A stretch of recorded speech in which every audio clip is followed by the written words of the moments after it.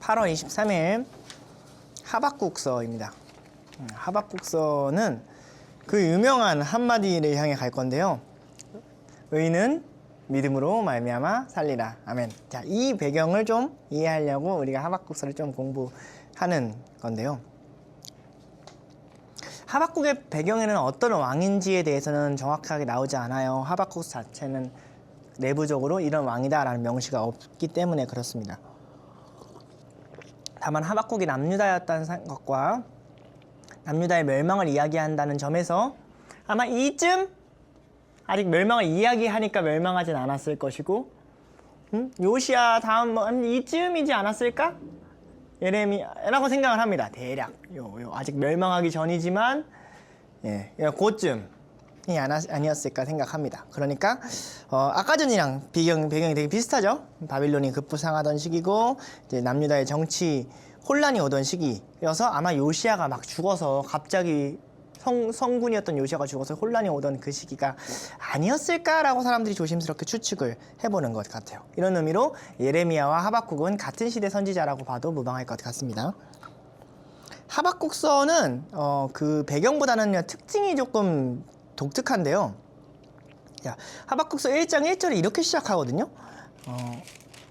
선지자 하박국이 묵시로 받은 경고라. 자, 라고 하면 보통 뭐가 나와야 되냐면 하나님의 말씀이 나와야 돼요. 그러니까 하나님이 무슨 경고를 받았다. 근데 뭘로 시작하냐면 하박국이 막 화내는 걸로 나옵니다. 주님 언제까지 안 듣습니까? 하박국서가 뭘로 끝나냐면요. 하박국이 혼자 노래하는 걸로 끝나요. 그러니까 하박국이 혼자 화내는 걸로 시작했다가 하박국이 혼자 노래하는 걸로 끝나고 그 사이에 하나님 말씀이 껴들어간 형태예요. 이게 하박국서가 갖고 있는 굉장히 독특한 특징입니다. 즉 하박국의 말 안에도 하나님의 의도가 있고 하박국에게 이야기하는 말도 하나님의 의도가 있다는 거예요. 그러니까 하박국이 나중에 무화과 나무 잎이 없어도 감람나무 잎이 없어도 라고 말하는 그것도 하나님이 원하고자 하는 선포의 메시지고, 하박국이 처음에 탄원하는 어찌하여 악인들이 그렇습니까도 하나님이 원하는 메시지고, 그 안에 대답도 하나님이 원하는 메시지라는 거죠. 이 대화 자체가 묵시다 라는 거예요. 이 모든 대화가 너네들한테 주는 이스라엘아 경고다 라는 점이 이제 굉장히 하박국서를 독특하게 만듭니다. 보통은 하나님의 말씀이 일방적이고 굉장히 수동적이잖아요. 근데 굉장히 능동적으로 하나님의 말씀에 참여하는 선지자예요. 자, 그래서 이 탄원과 대답을 잘 봐야 되는데요. 하박국이 결국에 맨 처음으로 했던 탄원의 핵심 내용은 이겁니다. 2절부터 4절인데 분명 이 땅에는 악함과 패역함이 있는데 왜 해결 안 해주냐는 거예요. 저희가 국가를 위해서 기도할 때랑 굉장히 흡사합니다. 세계 평화를 위해 기도할 때랑 흡사해요. 그리고 그게 실질적으로 다가오면 그 기도가 더 강해지죠. 하나님, 공탈과 강포가 내 앞에 있고 변론과 분쟁이 일어났습니다. 내 눈이 지금 보고 있지 않습니까? 하나님, 내가 지금 보고 있는 것들이 하나님이 계시다면 어떻게 이럴 수 있겠습니까? 하면서 따지는 거죠. 그런데 하나님 계시가 온 거예요. 근데 하나님의 계시가 무섭습니다. 자, 이런 기도를 하면 우리가 어떤 응답을 기대해요? 하나님, 전쟁을 빨리 종식시켜 주십시오. 하나님, 빨리 세상에 평화를 갖다 주십시오. 어떤 응답을 기대하세요? 평화, 그렇죠. 그래, 내가 속히 할렐루야 이렇게 딱 해야 되는데 하나님은 뭐라고 얘기하냐면 여러 나라를 보고 또 보고 놀라고 또 놀라. 5절이거든요. 놀랄지어다. 너희가 생전에 내가 한 가지 일을 행할 것이라. 누가 너희에게 말할지라도 너희가 믿지 아니하리라. 뭐라고 얘기하냐면 너희가 지금 강포를 보고 지금 문제가 일어났다고? 아니, 너네 덜 놀랐어. 훨씬 믿지도 못할 일이 일어날 거야. 그게 뭐냐고? 6절이에요.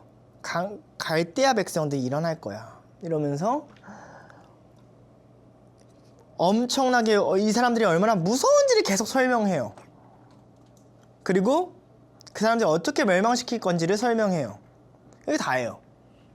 그 다음에 회복의 메시지도 안 주셨어요. 11절까지 보면. 이런 거죠. 아니야. 너네 시대는 아직 전쟁을 안 겪었잖아. 이렇게 갑자기 응답이 온 거예요. 우리가 얼마나 두렵겠어요. 우리가 갑자기 북한을 위해서 기도를 했다고 치는데 하나님이 응답이 아니야. 너희 시대에 전쟁을 겪은 사람들은 이미 다 내 곁으로 왔잖아. 너희는 전쟁을 잘 모르잖아. 전쟁 뭐 두려워해. 너 두려움을 알아? 하면서 막 그걸 디테일하게 설명하신다면, 그리고 나서 그 마지막에 우리 기대를 하잖아요. 아, 그래, 소망이 뭘까? 소망 파트가 뭘까? 기대를 했는데 딱 거기서 끝나. 이게 이제 하박국이 갖고 있는 충격입니다. 하박국이 두 번째로 하나님께 따집니다. 이제 12절, 13절에 하박국의 싸움인데요. 하박국이 지금 이런 딜레마를 갖는 겁니다. 분명 내게 들린 건 하나님 말씀이야. 근데 내가 배운 하나님은 악을 보지 못하고 정의를 이루시는 분이라고 얘기했어. 그럼 내가 본 하나님대로 하려면 지금 이 응답이랑 맞아서는 안 돼. 근데 지금 내가 받은 건 하나님의 응답이야. 여기서 이해가 안 되는 거예요. 하나님 선하시다며요. 근데 왜 그러셨습니까? 그런데요, 1장과 2장 사이에는 꽤나 긴 텀이 있습니다. 하나님이 그냥 입을 다물어 버리세요. 그걸 어떻게 하냐면 2장 1절을 한번 볼까요? 2장 1절에 내가 파수하는 곳에 서며 성루에 서리라. 그가 내가 무엇을 말할까 기다리고 바라보며 나의 질문에 어떻게 대답할까 하시라 보이라 하셨더니 하박국이 기다리고 있어요. 무슨 말인지 아시겠어요? 이 응답을 해놓고 하나님 어찌하여 그렇습니까? 하나님 좀 정의롭다고 하지 않았습니까? 왜 우리를 이렇게 만드십니까? 내가 아는 하나님이랑 너무 다르지 않습니까? 이게 입을 다물어 버리신 거예요. 그 하박국이 그냥 서서 나 기다릴 거예요. 나 기다릴 거예요. 라고 얘기하자, 그러자 이제 하나님이 등장하는 겁니다. 하박국서는 언제 읽어야 되나요? 이해할 수 없는 문제가 찾아올 때, 기도의 응답이 내게 도무지 받아들이기가 힘들 때,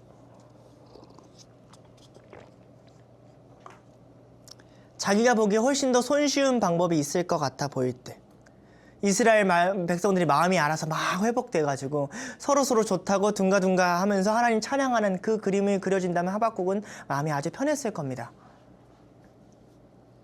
근데 그게 일어나지 않고 도리어 저들의 죄로 내가 더 크게 짓밟을 것이며 멸망이 인다고 하는 그게 올 때, 그때 하박국은 하나님을 기다립니다.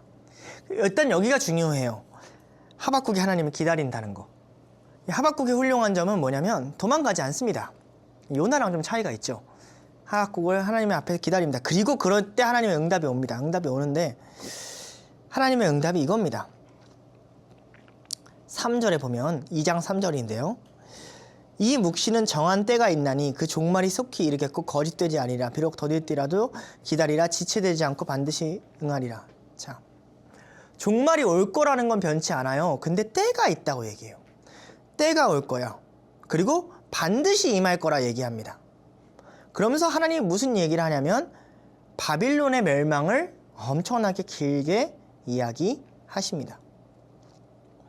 그리고 이렇게 바빌론의 멸망을 겪어야 되는 이유를 하나님께서 설명하십니다. 그게 유명한 하박국 2장 14절이에요. 이는 물이 바다 덮음같이 여호와의 영광을 인정하는 것이 세상에 가득함이니라. 하박국이 봤던 건 고작 예루살렘 요만큼, 불이 요만큼이었습니다. 요만큼 안에서 해결되면 자기의 문제가 해결된다고 생각했어요. 우리도 그렇지요. 우리도 우리 눈에 터진 문제가 땅 해결되고 우리 눈 안에 있는 범죄의 문제가 해결되면 기도 응답이 다 이루어진 것 같고 하나님이 정의를 이루실 것처럼 우리는 여길 수 있습니다. 여전히 세상 한쪽에 불의와 지금 내가 겪고 있는 것보다 더 큰 아픔이 있다고 할지라도 말입니다. 근데 하나님은 그걸 원치 않았습니다. 세상 모든 것이 하나님의 영광을 인정하는 길을 하나님은 보고 계셨어요. 그러니까 하박국에게 더 이상 나눌 수 있는 말이 없습니다. 하박국이 이해할 수 있는 언어가 하나님이 어떤 얘기를 해도 하박국은 그걸 이해할 수 있는 언어가 하박국 안에는 없습니다. 그래서 하박국에게 하나님이 단 한 가지만을 바랍니다. 이거 해라, 저거 해라, 나라를 이렇게 고쳐라, 이렇게 기도해라가 아니라 단 한 가지를 바라세요. 그게 하박국 2장 4절이에요. 보라, 그의 마음은 교만하여 그 속에 정직하지 못하나 의인은 그의 믿음으로 말미암아 살리라. 이 한마디예요. 너 여전히 나 믿니? 이해되지 않아도 내가 너 앞에 있는 의로움 정도가 아니라 온 세상의 의로움을 위하여 이 길을 택한다는 걸 너 여전히 믿고 살아가니? 너의 탄원이 너의 답답함에 너가 이해되는 너에게 다 설명해줘서 내가 이것 때문에 그렇고 저것 때문에 그렇고 저것 때문에 그렇고 해야 내가 여호와가 아니라 너가 나를 믿기 때문에 내가 여호와니? 그럼 내가 너를 의롭다고 여겨줄게 이 말이에요. 너는 그걸로 살게 될 거야.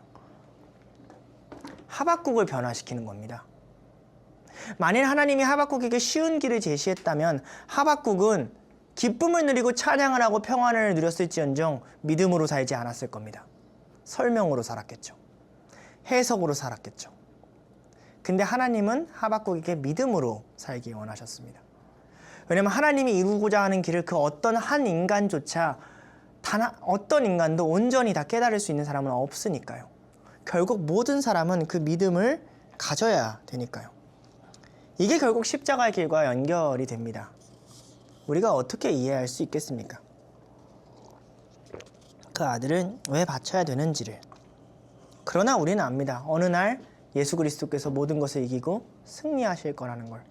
그럼 이 세상이 아무리 헛되도 내 눈과 내 범주 안에 이해되지 않는 일이 있어도 하나님은 동일한 질문을 우리에게 합니다. 너는 무엇으로 살아가느냐?